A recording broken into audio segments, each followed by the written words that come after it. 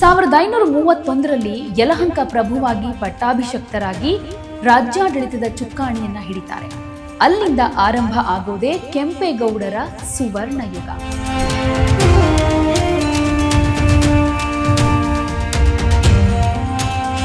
ಕೋಟೆ, ಗುಡಿ, ಪೇಟೆ, ಕೆರೆ ಹಾಗೆ ಉದ್ಯಾನ ಸೇರಿದ ಹಾಗೆ ಈ 5 ಅಂಗಗಳಿಂದ ಕೂಡಿದ ರಾಜಧಾನಿಯನ್ನ ನಿರ್ಮಾಣ ಮಾಡೋದಕ್ಕೆ ನೀಲ ನಕ್ಷೆಯನ್ನ ರೆಡಿ ಮಾಡ್ತಾರೆ. ಈ ಕೋಟೆ ನಿರ್ಮಿಸುವಾಗ ಮುಖ್ಯ ಬಾಗಿಲು ನಿಲ್ಲದೆ ಇರುವಾಗ ಸೊಸೆ ಲಕ್ಷ್ಮೀದೇವಿ ಆತ್ಮಾರ್ಪಣೆ ಮಾಡಿಕೊಳ್ತಾರೆ ಅನ್ನೋದು ಇತಿಹಾಸದಲ್ಲಿ ಉಲ್ಲೇಖ ಆಗಿದೆ. ಅವರು ನಿರ್ಮಿಸಿದ ಪೇಟೆಗಳು ಇವತ್ತಿಗೂ ಕೂಡ ಬೆಂಗಳೂರಿನ ಪ್ರಮುಖ ವ್ಯಾಪಾರ ಕೇಂದ್ರಗಳಾಗಿದೆ. ಇವತ್ತು ಬೆಂಗಳೂರಿನಲ್ಲಿ ನೀರಿನ ಸಮಸ್ಯೆ ಇದೆ ಅಂತ ನಾವೆಲ್ಲ ಮಾತಾಡ್ಕೊಳ್ತೀವಿ. ಆದರೆ 500 ವರ್ಷಗಳ ಹಿಂದೆನೇ ಕೆಂಪೇಗೌಡರು ಇದಕ್ಕೆ ಪರಿಹಾರದ ಬಗ್ಗೆ ಯೋಚನೆ ಮಾಡಿದ್ರು. ನಮಸ್ಕಾರ ವೀಕ್ಷಕರೇ. ನಾಡಪ್ರಭು ಕೆಂಪೇಗೌಡರನ್ನ ನಾವು 500 ವರ್ಷಗಳ ನಂತರವೂ ಇವತ್ತಿಗೂ ನೆನಪಿಸ್ಕೊಳ್ಬೇಕಾಗಿರೋದು ಕೇವಲ ಅವರು ನಮಗೊಂದು ನಗರವನ್ನ ಕಟ್ಕೊಟ್ರು ಅನ್ನೋ ಕಾರಣಕ್ಕಾಗಿ ಮಾತ್ರ ಅಲ್ಲ. ಬದಲಿಗೆ ಅವರಲ್ಲಿದ್ದ ದೂರದೃಷ್ಟಿ, ಪರಿಸರ ಕಾಳಜಿ ಮತ್ತು ಎಲ್ಲರನ್ನೂ ಒಳಗೊಳ್ಳುವ ಆಡಳಿತ ವೈಖರಿ ಇಂದಿನ ಆಧುನಿಕ ಜಗತ್ತಿಗೂ ಅತ್ಯಂತ ದೊಡ್ಡ ಮಾದರಿಯಂತಿದೆ. ನಾವು ಅವರನ್ನ ಯಾಕೆ ಯಾವಾಗಲೂ ಸ್ಮರಿಸಬೇಕು ಅನ್ನೋದಕ್ಕೆ ಕೆಲವೊಂದು ಕಾರಣಗಳು ಕೂಡ ಸಿಗ್ತಾ ಹೋಗುತ್ತೆ. ಕೆಂಪೇಗೌಡರನ್ನ ಮಾಮೂಲಿ ರಾಜನಾಗಿ ನೋಡೋದಕ್ಕೆ ಸಾಧ್ಯ ಆಗೋದಿಲ್ಲ.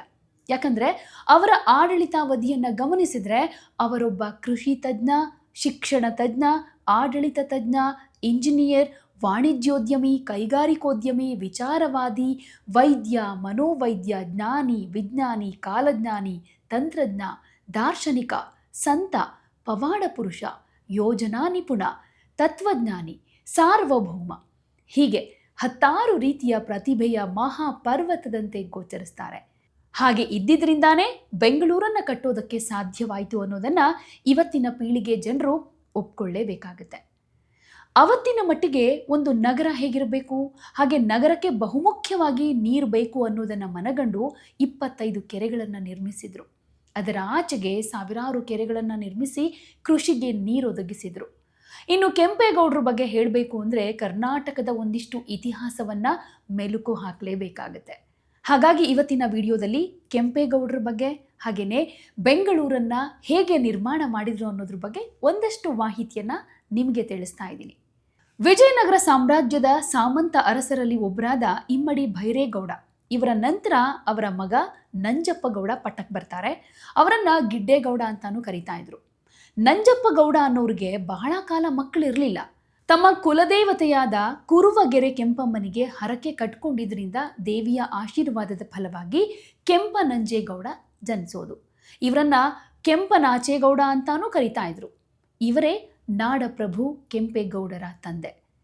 ಈ ಕೆಂಪನಂಜೇಗೌಡ ಹಾಗೆ ಲಿಂಗಮಾಂಬೆ ದಂಪತಿಗೆ 4 ಮಂದಿ ಗಂಡು ಮಕ್ಕಳಿರ್ತಾರೆ. ಅವರಲ್ಲಿ ಹಿರಿ ಮಗನೇ ನಾಡಪ್ರಭು ಕೆಂಪೇಗೌಡ. ಯಲಹಂಕದಲ್ಲಿ ಇವರು 1510ರಲ್ಲಿ ಜನಿಸೋದು.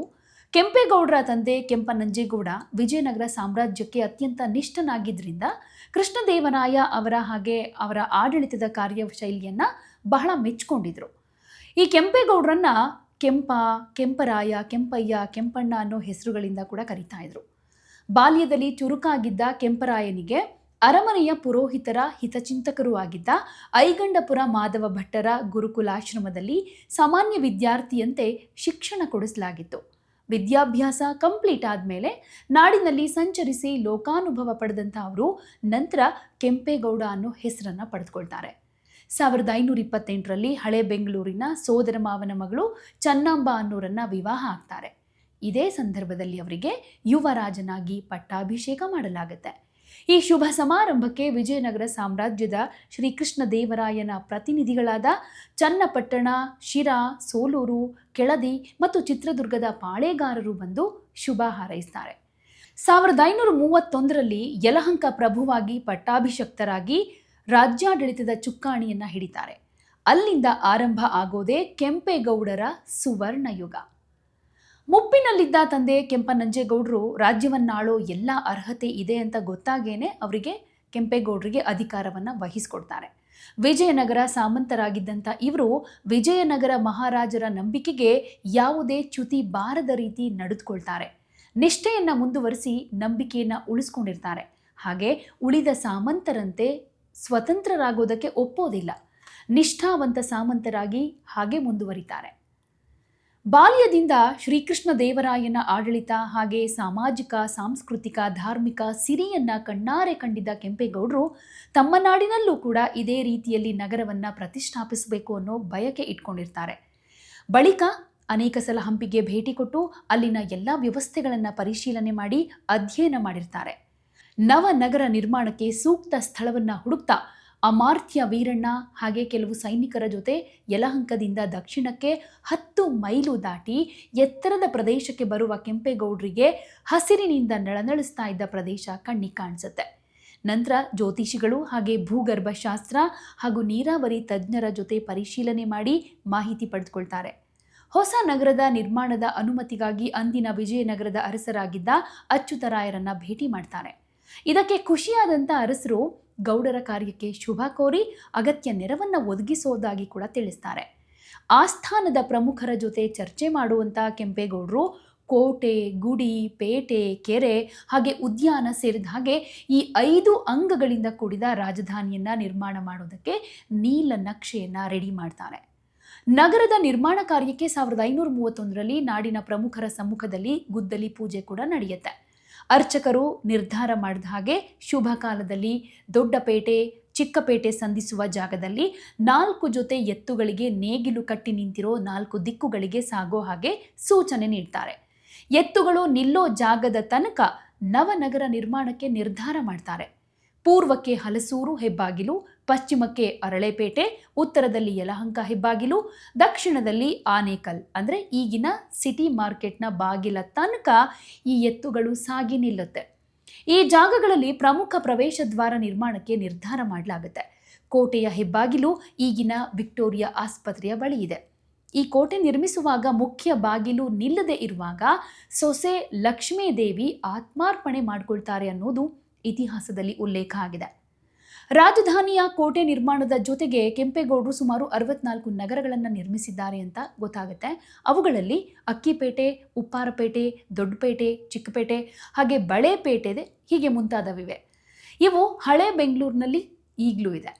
ಇನ್ನು ಕೆಂಪೇಗೌಡರ ಈ ನಗರ ಯೋಜನೆ ಅನ್ನೋದು ಎಷ್ಟೊಂದು ಅದ್ಭುತವಾಗಿತ್ತು ಅಂತಂದರೆ, ಅವರು ಇಡೀ ನಗರವನ್ನು ವ್ಯಾಪಾರ ಮತ್ತು ಕಸುಬುಗಳ ಆಧಾರದ ಮೇಲೆ ವಿಂಗಡಣೆ ಮಾಡ್ತಾರೆ. 4 ದಿಕ್ಕಿಗೂ ಎತ್ತುಗಳನ್ನು ಓಡಿಸಿ ಅವು ಸಂಧಿಸೋ ಜಾಗವನ್ನೇ ಕೇಂದ್ರ ಬಿಂದುವಾಗಿಟ್ಕೊಂಡು ದೊಡ್ಡ ಆಲದ ಮರಗಳ ನೆರವಿನಿಂದ ಗಡಿಯನ್ನು ಗುರುತಿಸ್ತಾರೆ. ಅವರು ನಿರ್ಮಿಸಿದ ಪೇಟೆಗಳು ಇವತ್ತಿಗೂ ಕೂಡ ಬೆಂಗಳೂರಿನ ಪ್ರಮುಖ ವ್ಯಾಪಾರ ಕೇಂದ್ರಗಳಾಗಿದೆ. ನಾನು ಆಗಲೇ ಹೇಳಿದೆ ಅಕ್ಕಿಪೇಟೆ ಅಂತ. ಅಕ್ಕಿ ಮತ್ತು ಧಾನ್ಯಗಳ ವ್ಯಾಪಾರಕ್ಕೆ ಅಂತ ಇದನ್ನು ಮೀಸಲಿಡ್ತಾರೆ. ಇನ್ನು ಗಾಜಿನ ಬಳೆಗಳ ವ್ಯಾಪಾರಕ್ಕೆ ಅಂತ ಬಳೆಪೇಟೆ, ಇನ್ನು ಬಟ್ಟೆ ಹಾಗೆ ಸಗಟು ವ್ಯಾಪಾರಕ್ಕಾಗಿ ಚಿಕ್ಕಪೇಟೆ, ದೊಡ್ಡಪೇಟೆಯನ್ನು ಮೀಸಲಾಗಿಡ್ತಾರೆ. ಇನ್ನು ತೋಟಗಾರಿಕೆ ಮಾಡುವಂಥ ಜನರಿಗಾಗಿ ತಿಗಳರ ಪೇಟೆ ಅಂತ ಮಾಡ್ತಾರೆ. ಹೀಗೆ ಪ್ರತಿಯೊಂದು ವರ್ಗಕ್ಕೂ ಪ್ರತ್ಯೇಕ ಸ್ಥಾನ ಕೊಟ್ಟು ಆರ್ಥಿಕವಾಗಿ ನಗರ ಸ್ವಾವಲಂಬಿ ಆಗೋ ಹಾಗೆ ಮಾಡ್ತಾರೆ. ಇವತ್ತು ಬೆಂಗಳೂರಿನಲ್ಲಿ ನೀರಿನ ಸಮಸ್ಯೆ ಇದೆ ಅಂತ ನಾವೆಲ್ಲ ಮಾತಾಡ್ಕೊಳ್ತೀವಿ. ಆದರೆ 500 ವರ್ಷಗಳ ಹಿಂದೆಯೇ ಕೆಂಪೇಗೌಡರು ಇದಕ್ಕೆ ಪರಿಹಾರದ ಬಗ್ಗೆ ಯೋಚನೆ ಮಾಡಿದರು. ಬೆಂಗಳೂರಿನಲ್ಲಿ ಯಾವುದೇ ದೊಡ್ಡ ನದಿ ಇಲ್ಲದ ಕಾರಣ ಅವರು ಮಳೆ ನೀರನ್ನೇ ನಂಬಬೇಕಾಗಿತ್ತು. ಅದಕ್ಕಾಗಿ ನಗರದ ಸುತ್ತಮುತ್ತ 100 ಕೆರೆಗಳನ್ನು ತೋಡಿಸ್ತಾರೆ. ಧರ್ಮಾಂಬುದಿ ಕೆರೆ, ಈಗಿನ ಮೆಜೆಸ್ಟಿಕ್ ಬಸ್ ನಿಲ್ದಾಣ ಏನಿದೆ ಅದೇ ಕೆರೆಯಾಗಿದ್ದಂಥ ಜಾಗ. ಇನ್ನು ಕೆಂಪಾಂಬುದಿ ಕೆರೆ, ಹಲಸೂರು ಕೆರೆ, ಸಂಪಂಗಿ ಕೆರೆ ಹೀಗೆ 10 ಕೆರೆಗಳನ್ನು ನಿರ್ಮಿಸಿ ಭೂಗತ ಕಾಲುವೆಗಳ ಮೂಲಕ ಅವುಗಳಿಗೆ ನೀರು ಹರಿಯೋ ಹಾಗೆ ಮಾಡಿರ್ತಾರೆ. ಕೇವಲ ಕುಡಿಯೋ ನೀರಿಗಾಗಿ ಮಾತ್ರ ಅಲ್ಲ, ನಗರದ ಅಂತರ್ಜಲ ಮಟ್ಟವನ್ನು ಕಾಪಾಡೋದಕ್ಕೂ ಕೂಡ ಅವರು ಮಾಡಿರೋ ಅದ್ಭುತ ಪರಿಸರ ಕಾಳಜಿ ಕೂಡ ಅವರಲ್ಲಿತ್ತು. ಇನ್ನು ತಂದೆಯಂತೆ ಕೆಂಪೇಗೌಡರು ಕೃಷಿ ಮತ್ತು ನೀರಾವರಿ ವಿಚಾರಗಳಲ್ಲಿ ಹೆಚ್ಚು ಆಸಕ್ತಿ ಇಟ್ಕೊಂಡಿದ್ರು. ರೈತರು ಬೆಳೆದ ಧಾನ್ಯಗಳ ಮಾರಾಟಕ್ಕೆ ಅನೇಕ ಮಾರುಕಟ್ಟೆಗಳನ್ನು ನಿರ್ಮಿಸಿದರು. ಸನಾತನ ಹಿಂದೂ ಸಂಸ್ಕೃತಿ ಉಳಿವಿಗಾಗಿ ಸ್ಥಾಪನೆಯಾಗಿದ್ದಂಥ ವಿಜಯನಗರ ಸಾಮ್ರಾಜ್ಯ ಸಾಮಂತರಾಗಿದ್ದ ಕೆಂಪೇಗೌಡರು ಪೂರ್ವಿಕರಂತೆ ಮಹಾದೈವ ಭಕ್ತರಾಗಿದ್ದರು. ಇವರ ಕಾಲದಲ್ಲಿ ಅನೇಕ ದೇವಾಲಯಗಳು ನಿರ್ಮಾಣವಾದವು. ಅವುಗಳಲ್ಲಿ ದೊಡ್ಡ ಬಸವನಗುಡಿ, ಆಂಜನೇಯ ದೇವಾಲಯ, ದೊಡ್ಡ ಗಣಪನ ದೇವಾಲಯ, ಹಲಸೂರಿನ ಶ್ರೀ ಸೋಮೇಶ್ವರ ದೇವಾಲಯ, ನಗರದ ದೇವತೆಯಾದ ಅಣ್ಣಮ್ಮ ದೇವಾಲಯ, ಗವಿ ಗಂಗಾಧರೇಶ್ವರ ಗುಹಾಂತರ ದೇವಾಲಯವನ್ನು ನಿರ್ಮಿಸಿದ್ದು ಇವರೇ. ಈಗಿನ ಬಸವನಗುಡಿಯ 11 ಅಡಿಗಳ ಬಸವಣ್ಣನ ವಿಗ್ರಹವನ್ನು ಕೆತ್ತಿಸಿದ್ದು ಇದೇ ಕೆಂಪೇಗೌಡರು. ಇನ್ನು ನಗರದ ಸುರಕ್ಷತೆಗೆ ಅಂತ ಬೆಂಗಳೂರು, ಮಾಗಡಿ, ಹುಲಿಯೂರು, ದುರ್ಗಾಕೋಟೆ, ಮಾಗಡಿ ಕೋಟೆ ಹಾಗೆ ಶಿವಗಂಗೆ ಕೋಟೆ, ರಾಮನಗರದಲ್ಲಿ ರಾಮದುರ್ಗ ಕೋಟೆಯನ್ನು ನಿರ್ಮಿಸಿ ಕಾವಲುಗಾರರನ್ನು ನೇಮಿಸಿರ್ತಾರೆ. ಲಾಲ್ಬಾಗ್ ಬಂಡೆ, ಗವಿಗಂಗಾಧರೇಶ್ವರನ ಬಳಿ ಇರುವಂಥ ಬಂಡಿ ಮಾಕಾಳಮ್ಮ, ಹಲಸೂರು, ಮೇಕ್ರಿ ವೃತ್ತದ ರಮಣಶ್ರೀ ಉದ್ಯಾನವನ ಗೋಪುರ ಇನ್ನೂ ಇದೆ. ವಿಜಯನಗರ ಸಾಮ್ರಾಜ್ಯ ಪತನ ಆದಮೇಲೆ ಯಲಹಂಕ ನಾಡಿನ ಮೇಲೆ ಶತ್ರುಗಳು ದಂಡೆತ್ತಿ ಬರಬಹುದು ಅನ್ನೋದನ್ನ ಗೊತ್ತು ಮಾಡಿಕೊಂಡು ಸುತ್ತಲಿನ ಕೋಟೆಗಳಲ್ಲಿ ಪಹರೆಯನ್ನ ಬಿಗಿಗೊಳಿಸ್ತಾರೆ. 1569ರಲ್ಲಿ ಕುಣಿಗಲ್ನಿಂದ ಬರುವಾಗ ಮಾಗಡಿ ಬಳಿಯ ಕೆಂಪಾಪುರ ಅನ್ನುವಲ್ಲಿ ನಡೆದ ಜಗಳದಲ್ಲಿ ಕೆಂಪೇಗೌಡರು ಮೃತರಾಗ್ತಾರೆ ಅನ್ನುವಂಥ ಇತಿಹಾಸ ಇದೆ. ಕೆಂಪೇಗೌಡರ ಸಮಾಧಿ ಕೆಂಪಾಪುರದಲ್ಲಿ ಇದೆ ಅಂತ ಇತಿಹಾಸದ ಸಂಶೋಧಕರು ಗುರುತಿಸಿದ್ದಾರೆ. ಇವರಾದ ಮೇಲೆ ಅವರ ಮಗ ಗಿಡ್ಡೇಗೌಡ 1578 ತನಕ ಆಳಿದ ಅಂತ ಇತಿಹಾಸ ಹೇಳುತ್ತೆ. ಬೆಂಗಳೂರಿನ ಜನರ ಹೃದಯ ಸಿಂಹಾಸನದಲ್ಲಿ ಈಗಲೂ ಕೂಡ ಕೆಂಪೇಗೌಡರು ರಾರಾಜಿಸ್ತಾ ಇದ್ದಾರೆ. ಹಾಗೆಯೇ ವಿಶ್ವ ಮಾನ್ಯತೆಯನ್ನು ಪಡೆದಿದ್ದಾರೆ. ಇವತ್ತು ಬೆಂಗಳೂರು ಜಾಗತಿಕ ಮಟ್ಟದಲ್ಲಿ ಸಿಲಿಕಾನ್ ಸಿಟಿಯಾಗಿ ಮಿಂಚುತ್ತಾ ಇರಬಹುದು. ಆದರೆ ಆ IT ಪಾರ್ಕ್ಗಳು, ಸ್ಟಾರ್ಟ್ಅಪ್ಗಳು ತಲೆ ಎತ್ತೋದಕ್ಕೆ ಕಾರಣವಾದ ಆರ್ಥಿಕ ಹಾಗೆ ಭೌಗೋಳಿಕ ಶಕ್ತಿಯನ್ನು ಅಂದು ತುಂಬಿದವರೇ ಕೆಂಪೇಗೌಡರು. ಇವತ್ತು ನಾವು ಗರ್ವದಿಂದ ಓಡಾಡೋ ಬೆಂಗಳೂರಿನ ಪ್ರತಿ ಇಂಚಿನಲ್ಲೂ ಕೆಂಪೇಗೌಡರ ಶ್ರಮ ಮತ್ತು ದೂರದೃಷ್ಟಿ ಅಡಗಿದೆ. ಅದಕ್ಕೆ ಇವತ್ತು ನಮ್ಮ ಏರ್ಪೋರ್ಟ್ಗೆ, ಪ್ರಮುಖ ರೈಲ್ವೆ ನಿಲ್ದಾಣಕ್ಕೆ ಅವರ ಹೆಸರನ್ನೇ ಇಡಲಾಗಿದೆ. ಒಟ್ನಲ್ಲಿ 16ನೇ ಶತಮಾನದಲ್ಲೇ ಜಾಗತಿಕ ಮಟ್ಟದ ನಗರ ಯೋಜನೆ ರೂಪಿಸಿದ ನಾಡಪ್ರಭು ಕೆಂಪೇಗೌಡರು ಎಂದೆಂದಿಗೂ ಪ್ರಾತಸ್ಮರಣೀಯರು. ಯಾವುದೇ ಸುದ್ದಿಯ ಅಪ್ಡೇಟ್ ಅನ್ನ ಮಿಸ್ ಮಾಡ್ಕೊಳ್ಬಾರ್ದು ಅಂದ್ರೆ ಈಗಲೇ ಒನ್ ಇಂಡಿಯಾವನ್ನ ಸಬ್ಸ್ಕ್ರೈಬ್ ಮಾಡಿ. ನಿಮಗೆ ಬೇಕಾದ ಭಾಷೆಯಲ್ಲಿ ಎಲ್ಲಾ ಸುದ್ದಿ ತಿಳಿಬೇಕು ಅಂದ್ರೆ ಒನ್ ಇಂಡಿಯಾ ಆಪ್ ಅನ್ನ ಡೌನ್ಲೋಡ್ ಮಾಡ್ಕೊಳ್ಳಿ.